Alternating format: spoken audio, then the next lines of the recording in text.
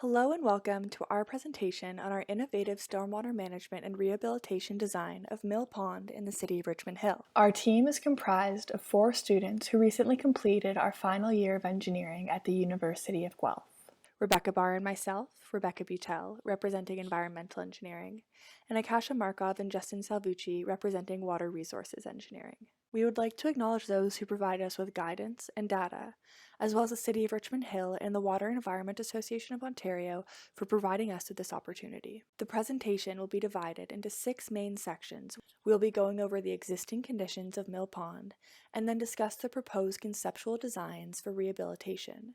Following this, we will go over next steps of the project. The city of Richmond Hill is located in the province of Ontario, just north of Canada's largest city, Toronto. The city of Richmond Hill was once Canada's most populous town and has recently changed its classification to a city with immense population growth over the past 15 years. The city's population now sits at just over 208,000 people. With an increasing population and rapid urban development, the city of Richmond Hill is experiencing new pressures on its surface water resources and stormwater systems.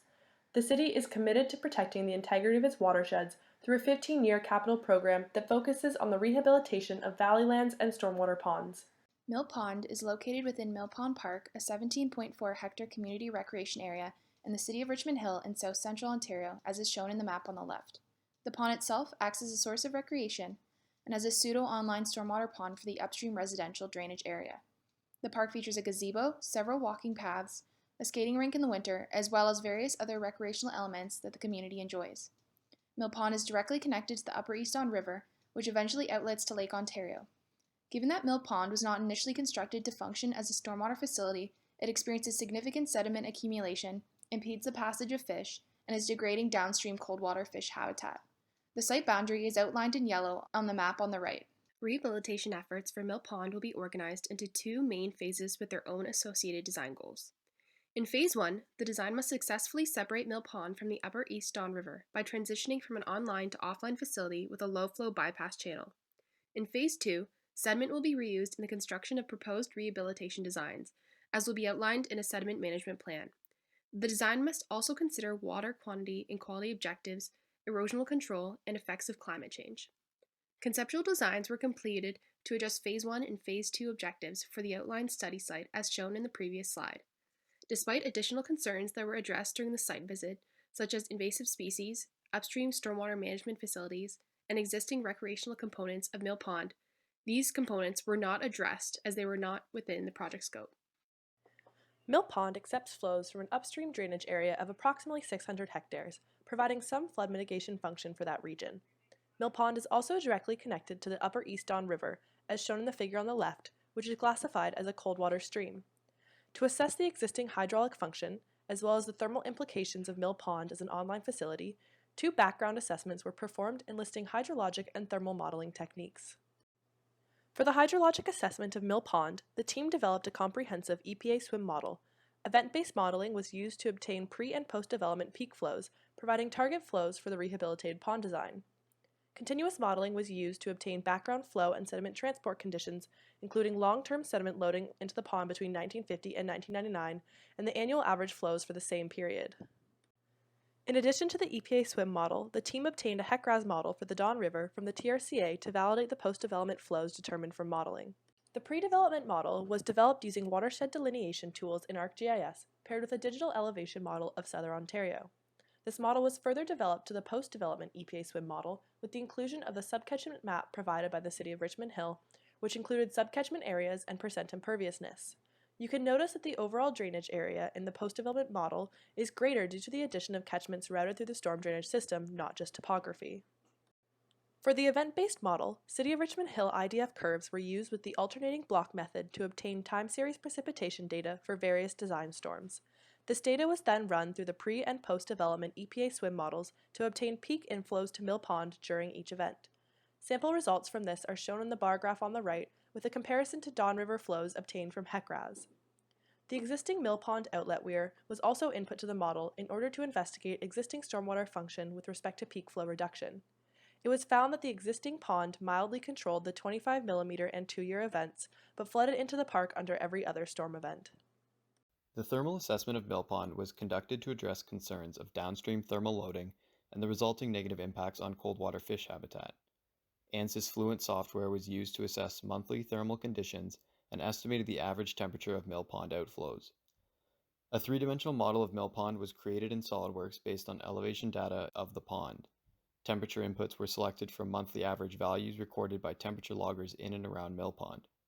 The impact of solar radiation on the pond temperature was also included in the model. The goal was to quantify existing conditions in order to assess the benefits of our design for cold water fish habitat. Design alternatives were assessed for the inlet and outlet of the pond, overall pond improvements, and low-impact development design. Our team decided that to ensure that the proposed design meet project objectives, that each alternative should be assessed using the same criteria weighted at the same level of importance. The criteria and their corresponding weights are shown here. The two most important objectives of our design were deemed to be the maximization of environmental benefits and the minimization of maintenance requirements. A concrete weir, a rock weir, and a fish screen, all of which would be in tandem with an orifice, were considered for the inlet of the pond and channel. Based on its superior environmental benefits and low capital cost, a rock weir is suggested for this portion of the design. The pond outlet design must allow for upstream fish passage in the channel from the culvert under Mill Street. Small adjustments of the current weir structure, a stepped concrete weir, or a weir to pool to rock ramp design were assessed against the design criteria. Based on its environmental benefits, aesthetic appeal, and relatively low maintenance requirements, the weir to pool to rock ramp design was chosen. Pond resizing, the addition of a sediment forebay, and vegetative floating islands were all considered for overall pond improvements. Based on the benefits of each of these alternatives, they will all be considered for implementation.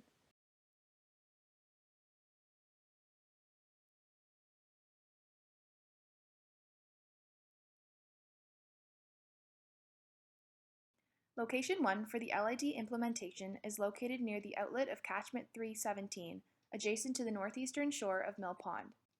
Location 2 for a low-impact development implementation is located south of Mill Street, between the channel and the parking lot. Permeable pavement and rain barrels were not considered for the project, as the city has expressed a dissatisfaction with the maintenance requirements of similar past designs. For Location 1, 3 design alternatives were considered: a bioretention cell with phosphorus removal media, and an infiltration trench. A bioretention cell was chosen for implementation instead of an infiltration trench due to its low cost and minimal maintenance requirements. 2 low-impact development alternatives were considered for implementation at Location 2, a rain garden and a green roof bike shelter. Due to considerable community and social benefits, as well as low cost, the rain garden was prioritized over the green roof bike shelter for installation at Mill Pond Park. However, given the additional community benefits and low maintenance associated with the bike shelter, both alternatives will be implemented on site. After assessing the alternatives based on the previously mentioned criteria, we are pleased to present our conceptual Phase 1 and Phase 2 designs. The sediment forebays are the first treatment component in this design. It is typical for a stormwater pond to include a single forebay to aid in suspended solids removal before entering the main cell of the pond. But, based on sediment loading and flood modeling, it was decided that 2 forebays in series would be used to increase sediment removal efficiency of the site while maximizing flood control within the main cell. The first forebay also has the added benefit of providing suspended solids treatment for the bypass channel, reducing sediment deposition and the resulting degradation of the channel's function. Maintenance access to both forebays is provided by a path off of Rumble Avenue and can be seen in the figure on the right. The main cell of the pond is designed to provide maximum flood control given the area and depth available on site. The footprint of the existing pond has been reduced to accommodate the bypass channel and the berm which will separate the pond and the channel floodplain. The depth, however, has increased as a result of sediment removal. Additionally, the pond allows but does not encourage fish passage, as the bypass channel is the preferred means of navigating up and downstream of the site for fish. The outlet structure, a combination of orifices and weirs in conjunction with a scour pool and rock ramp, will allow fish to exit the pond. The bypass channel design consists of 2 components, the inlet orifice and the channel itself. An orifice was selected to control flows into the channel while avoiding any excess flows entering during storm events. The recommended design ensures that the orifice is always submerged, maintaining fish passage at all time. Debris accumulations or blockages are also of little concern due to the presence of the deeper pretreatment forebay upstream. The channel itself was designed to mimic a natural channel with a meandering morphology. The size, spacing, and radius of meanders was established based off of the required sinuosity for a stable channel slope. A low-flow channel was sized to convey a base flow of 0.3 meters cubed per second and meander within a straighter, wider floodplain. This will provide additional protection against flooding and allow for the channel to naturally migrate over time. Additional natural channel design features are recommended, including riffle pool sequences, root wads for habitat enhancement, and riparian shade plantings. A full planform view of the recommended channel design is shown on the right of this slide. The final conceptual design for Phase 2 consists of the implementation of a bioretention cell with phosphorus removal media at Location 1, as well as a green roof bike shelter and community rain garden at Location 2. Both of these low-impact developments will provide significant social and community benefits to Richmond Hill residents, while facilitating hydrologic function of the site. Various sediment use alternatives were considered in order to minimize disposal costs and maximize reuse. The prioritized alternative is the reuse of sediment on-site for construction of additional pathways by using sediment for the generation of concrete. Based on sediment quality assessments, the off-site reuse of sediment is not a viable option. The remainder of the sediment that is not reused on-site will be directed to landfill. In addition to the completed design components for Phase 1 and 2, value-added components were incorporated into the design to increase the popularity and usability of Mill Pond Park. The design has 4 areas where value-added components can be included fully or on a pilot scale. These include an interactive weather station, a community rain garden, vegetated floating islands, and an extended path with educational plaques. The interactive weather station will be attached to the proposed bike shelter as an educational area. The station will include numerous easy-to-use meteorological gauges capable of measuring wind direction and speed, precipitation rates, temperature, relative humidity, evapotranspiration, and UV index. If this component draws enough interest, it can be expanded to other naturalized areas in Richmond Hill. The rain garden is proposed to be run as a community garden, and thus the success of this component is highly sensitive to local resident participation. It has the opportunity to help foster collaboration among the community. As a result, the rain garden will initially be constructed at a small scale to ensure interest before expansion. Vegetated floating islands are a relatively new technology to Southern Ontario and should have a positive impact on total suspended solid removal, thermal mitigation, ecosystem health, and overall aesthetics of the pond. Our team recommends an initial implementation of 3 vegetated floating islands.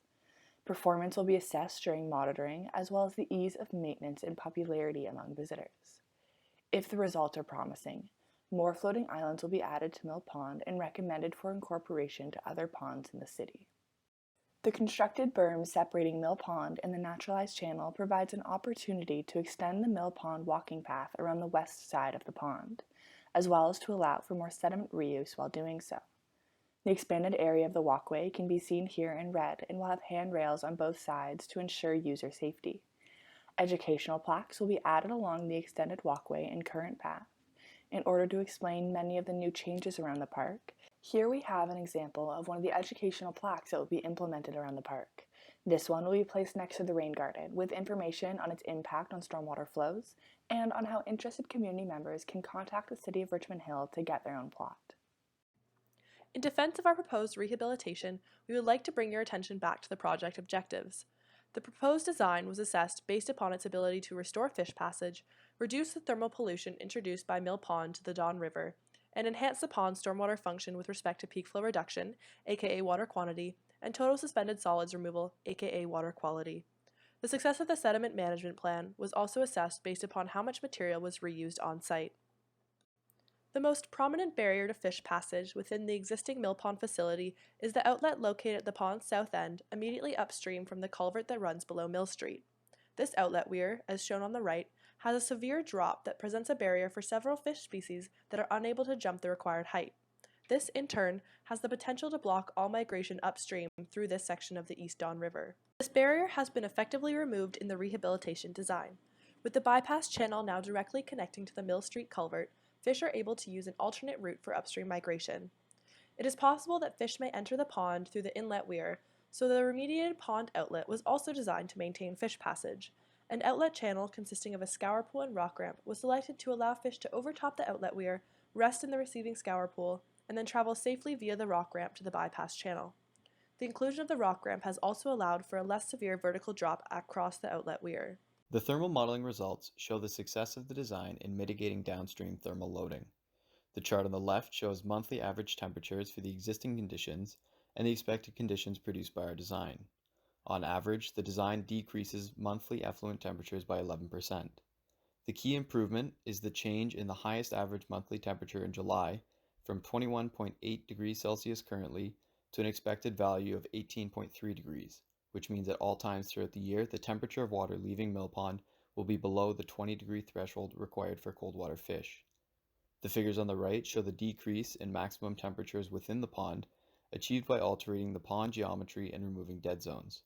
Further reduction in pond temperature is possible by implementing the recommended 3 vegetated floating islands. These islands increase mixing in the pond, which decrease the maximum pond temperature by 10 degrees in the warmest month. Total suspended solid removal is primarily provided by both forebays and the main cell of the pond. Water first enters through forebay 1, which is sized to provide a 25% removal efficiency. From here, base flow is directed into the naturalized channel where additional unquantified total suspended solid removal is expected from vegetated areas in the riffled pool design. Anything excess of base flow is directed into the second forebay, which provides another 25% removal. The entirety of this flow is then directed into the main cell of the pond, which provides a combined 42.6% removal efficiency via the permanent pool and the extended detention zones. Again, there is an additional unquantified total suspended solid removal expected, in this case from the rock weirs, vegetative floating islands, and other vegetated areas along the periphery of the pond and within the forebays. Although only basic water quality measures were achieved due to the space limitations of the site, these results are viewed as a success of the design due to the immense improvement from pre-rehabilitation conditions, from 13% to 66% removal. This table shows a summary of the peak flow reduction provided by the rehabilitated pond design. The objective of the new pond design was to reduce peak flows to the pre-development conditions determined from EPA SWMM. The proposed design effectively reduces the peak flows exiting the pond for all storm events and meets the pre-development conditions for the 2, 5, and 10-year storm events. The pond actually over-controls the 2-year storm event, which is an effective method for reducing downstream erosion impacts. The pond reaches its maximum depth under the 25-year storm event and overflows into the surrounding park during the more extreme 50 and 100-year events. It should be noted that the pond was designed to ensure that the flood extent, which is shown here in red, remained within the existing floodplain and did not reach any surrounding properties. The water quantity control was primarily constrained by available pond depth and surface area, which was impacted by space made for the bypass channel and the necessary 5-meter property setback. In addition, the use of an outlet weir versus orifice limited the event-specific control capabilities, however, it was selected to maintain fish passage. While the pond does not entirely meet the set water quantity objectives, it is a significant improvement over the existing mill pond facility, which floods under even the 5-year storm. As previously mentioned, the reuse of sediment on-site was the prioritized reuse option. In total, just over 27,000 cubic meters of sediment will be excavated from the site to reshape the pond and to create the forebays and bypass channel. Of the excavated sediment, over 14,000 cubic meters will be reused on site for grading and shaping the forebays, main cell, and channel, and an additional 6,000 cubic meters will be used in berm construction. The project costs consist of capital costs, operation and maintenance, and consulting fees. The initial capital cost for the project is just over $2 million based on average material unit rates from 5 similar projects and an added 10% contingency. Operations and maintenance for the facility will amount to approximately $7,800 per annum. In addition to capital costs, the detailed design and conceptual consulting fees will cost approximately $300,000. The next steps for this project are to obtain additional data to further refine the conceptual design. Prior to finalizing detailed designs, additional consultations with geotechnical, geomorphic, and ecology specialists are recommended, and the implementation of upstream low-impact development controls should be considered. In order to complete the detailed design, additional channel design elements and the respective additional costs must be considered. On behalf of the team, I would like to thank you for listening to this presentation. We look forward to answering any of your questions.